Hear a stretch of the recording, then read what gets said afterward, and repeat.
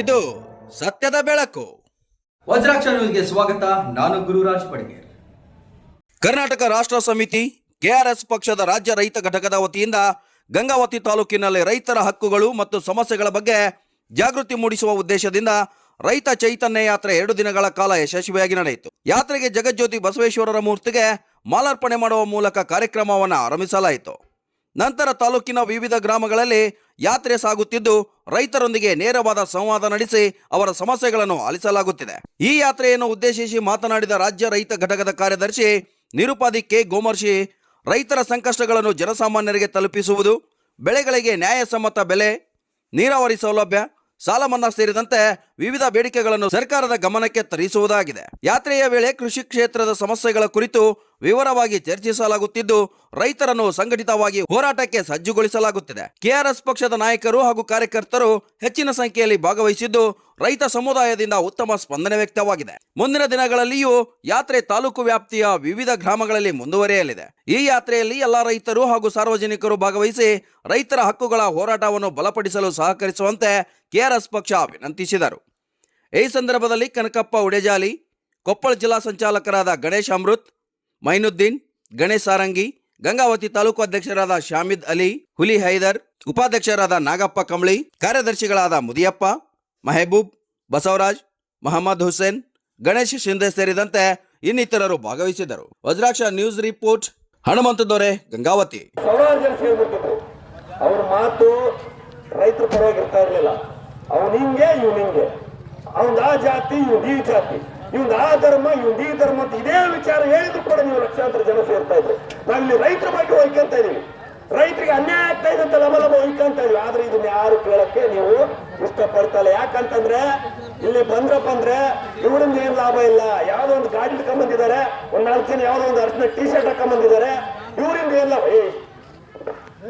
ಅಂದ್ರೆ ಒಗ್ಗರಣೆ ಮಿರ್ಚಿ ಕೊಡ್ತಾರೆ, ಹಣ ಅಂತಂದ್ರೆ ರಾತ್ರಿ 90 ಕೊಡ್ತಾರೆ, ಬೀಡಿ ಸಿಗರೇಟ್ ಕೊಡ್ತಾರೆ. ಇವ್ರೇನ್ ಮಾಡ್ತಾರೆ? ಸುಮ್ಮನೆ ಭಾಷಣ ಮಾಡ್ತಾರೆ, ಲವ ಒಯ್ಕಂತಾರೆ, ಮುಂದಕ್ಕೆ ಹೋಗ್ತಾರೆ. ಇವರಿಂದ ಏನ್ ಲಾಭ? ನಮಗೆ ಲಾಭ ಆಗ್ಬೇಕಂದ್ರೆ ಜನಸಾಮಾನ್ಯರಿಗೆ ಎಣ್ಣೆ ಕೊಟ್ಟರೆ ಮಾತ್ರ ಲಾಭ, ಒಗ್ಗರಣೆ ಮಿರ್ಚಿ ಕೊಟ್ರೆ ಮಾತ್ರ ಲಾಭ. ಹಂಗಾದ್ರೆ ನೀವು ಜನ ಸೇರ್ತೀರಿ. ಇಲ್ಲ ಅಂತಂದ್ರೆ ನಿನ್ ಪಾಡಿ ನೀನ್ ಮಾಡಪ್ಪ, ನಮ್ಮ ಪಾಡಿ ನಾವು ಚಕ್ರ ಆಡ್ತಾ ಇದೀವಿ, ನಮ್ಮ ಪಾಡಿ ನಾವು ಮಾಡ್ತೀವಿ. ಹಾಗಾಗಿ ಇವತ್ತು ಕರ್ನಾಟಕ ರಾಷ್ಟ್ರ ಸಮಿತಿ ಪಕ್ಷ ರೈತರ ಪರವಾಗಿ, ಮಹಿಳೆಯರ ಪರವಾಗಿ, ಕೃಷಿ ಕಾರ್ಮಿಕರ ಪರವಾಗಿ, ಬಡವರ ಪರವಾಗಿ ಧ್ವನಿ ಎತ್ತಾ ಇದ್ವಿ. ಇವತ್ತು ಹತ್ತಾರಹಳ್ಳಿಗೆ ಹೋಗಿದ್ವಿ, ಚರಂಡಿಗಳು ಸರಿ ಇಲ್ಲ, ಹೆಣ್ಮಕ್ಳು ಯಾವ್ದೋ ಒಂದು ಊರಿಗೆ ಹೋಗ್ತಾ ಇದ್ರು, ಹಣ ಬಸ್ ಬರೋಣ, ದಯವಿಟ್ಟು ನಮಗೆ ಕಾಲ್ ಚೂಡ್ತಾ ಇದೆ, ಬಿಸಿಲೆಲ್ಲ ತಲೆ ನೆತ್ತಿ ಏರಿದೆ, ದಯವಿಟ್ಟು ನಿಮ್ ಗಾಡಿ ಕರ್ಕೊಂಡು ಹೋಗ್ರಿ ಅಂತ ಹೇಳಿದ್ರು. ನಾವು ಕರ್ಕೊಂಡು ಯಾಕಮ್ಮ ಅಂತಂದ್ರೆ ಏನ್ ಮಾಡೋಣ ಮತ ಮಾಡ್ಕೊಂಡ್ಬಿಟ್ಟಿವಿ. ಸರಾಯಿ ಕೊಟ್ರು, ಯಾವಾಗ ನಮ್ ಗಂಡಂದ್ರು ಸರಾಯಿ ಮಾರ್ಕೊಂಡ್ಬಿಟ್ರು, ನಮ್ಮನೆ 3 kg ಚಿಕನ್ ಕೊಟ್ರು ಮಾರ್ಕೊಂಡ್ಬಿಟ್ರು, ನಮ್ಗೊಂದು ಸೀರೆ ಕೊಟ್ರು, ಕುಕ್ಕರ್ ಕೊಟ್ರು ಮಾರ್ಕೊಂಡ್ಬಿಟ್ವಿ. ಈಗ ನೋಡಿದ್ರೆ ಬಸ್ಗಳಿಲ್ಲ, ರಸ್ತೆಗಳು ಸರಿ ಇಲ್ಲ ಅನ್ನುವಂಥದ್ನ.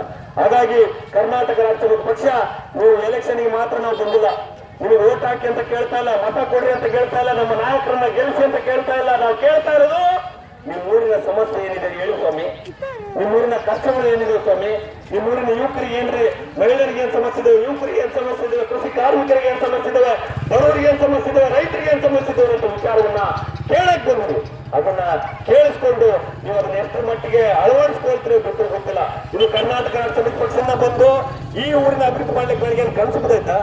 ಇವತ್ತು ನೋಡಿ ಕೆಆರ್ಎಸ್ ಪಕ್ಷ ರೈತ ಚೈತನ್ಯ ನಮ್ಗೆ ಯಾರು ಅನ್ಕೊಂಡಿರ್ಬೋದು, ಇವ್ರಿಗೆ 300-500 ಕೊಟ್ಟಿರ್ತಾರೆ, ದಿನಕ್ಕೆ ಕೂಲಿ ಬರ್ತಾರೆ, ಒಬ್ರು 4 ಮಂದಿ ಪಾರ್ಲೆಂಟ್ ಹೋಗ್ತಾರೆ, ಒಬ್ಬ ಚೆನ್ನಾಗಿ ಮಾತಾಡ್ತಾ ಭಾಷಣ ಮಾಡ್ತಾನೆ, ಇನ್ನೊಬ್ಬ ಯಾವ್ದಾವ ಡ್ರೈವರ್ಗೆ ಒಂದು 500 ಕೊಟ್ಟಿರ್ತಾರೆ, ಇವ್ರಿಗೆ ಕೂಲಿ ಲೆಕ್ಕದಲ್ಲಿ ಬಂದಿರ್ತಾರೆ ಅಂತ ನಿಮಗೆ ಅನ್ಕೊಂಡಿರ್ಬೋದು.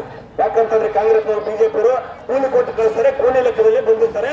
ಅದೇ ತರ ಇವರಿಗೊಂದು ಕೂಲಿ ಲೆಕ್ಕದಲ್ಲಿ ಬಂದಿರ್ತಾರೆ ಅಂತ ನೀವು ಅನ್ಕೊಂಡಿರ್ಬೋದು. ಸ್ವಾಮಿ ನಮ್ಗೆ ಯಾರು ಕೂಲಿ ಕೊಡಲ್ಲ. ಕೂಲಿ ಕೊಡೋರು ಯಾರು ಗೊತ್ತಾ? ಅದೇ ಲೆಕ್ಕ, ಡಬ್ಬೆ ಲೆಕ್ಕ. ನಮಗೆ ಕೂಲಿ ಕೊಡೋರು ನೀವೇ, ಗಾಡಿಗೆ ಡೀಸೆಲ್ ಕೊಡೋಂಥವ್ರು ನೀವೇ.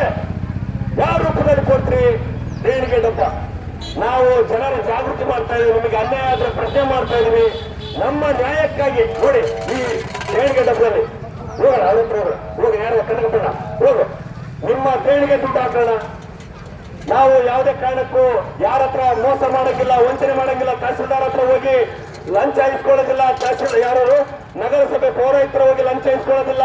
ನಿಮ್ಮ ಹತ್ರ ನೀವು ಕೊಟ್ಟಂತ 50, 100, 5 ರೂಪಾಯಿ, 1 ರೂಪಾಯಿ ಎಷ್ಟು ಸಾಧ್ಯ ಆಗುತ್ತೆ ಅಷ್ಟು ದೇಣಿಗೆ ರೂಪದಲ್ಲಿ ಇಸ್ಕೊಂಡು ನಾವು ಪಕ್ಷ ಕಟ್ತಾ ಇದೀವಿ. ಯಾತಕ್ಕಾಗಿ? ಮಕ್ಕಳ ಭವಿಷ್ಯಕ್ಕಾಗಿ, ನಿಮ್ಮೂರಿನ ಅಭಿವೃದ್ಧಿಗಾಗಿ. ನೋಡ್ರಿ, ಜನ KRS ಪಕ್ಷ ಅಂತ ಹೇಳಿ ಅಧಿಕಾರಿಗಳಿಗೆ ಮುಖ್ಯ ವಹಿಸ್ತಾ ಇದೀವಿ.